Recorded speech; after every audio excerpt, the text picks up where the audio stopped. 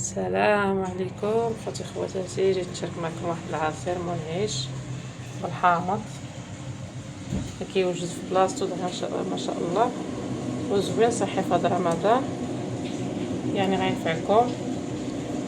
وفيه يعني فيه واحد الفواكه اللي صحيين، وهاد الطريقه غادي تجيكم احسن وزوينه.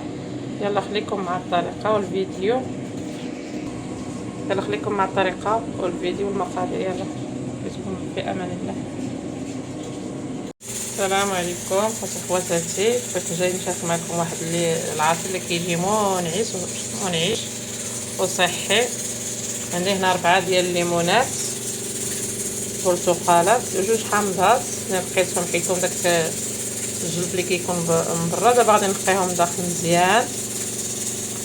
دخلنا راه كيجي هاد العصير غزال صحي دابا في رمضان.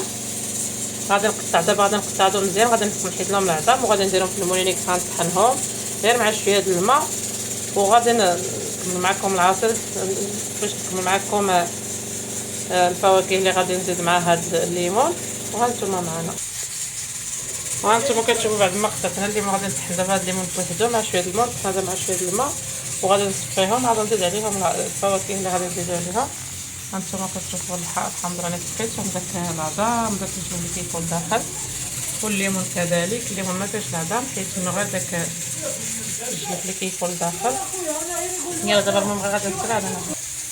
وهانتوما كتشوفوا دابا بعد ما طحنتو صفيتو تبارك الله.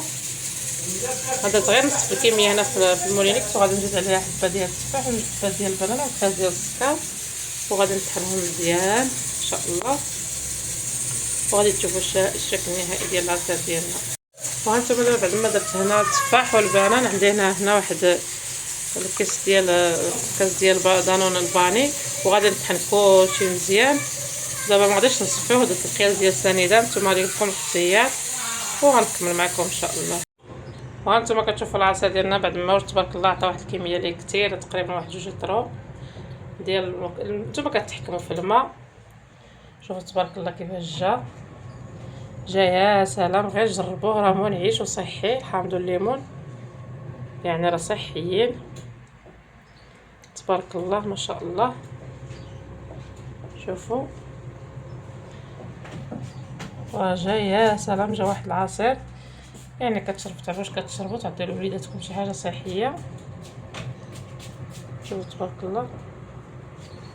يلا نتمنى الخوت يعجبكم هذا الفيديو. يعجبكم ما تنساوش واحد الكومنتير فضلا منكم وليس امرا، والبارطاج مع الاهل والاصحاب باش تعم الفائده.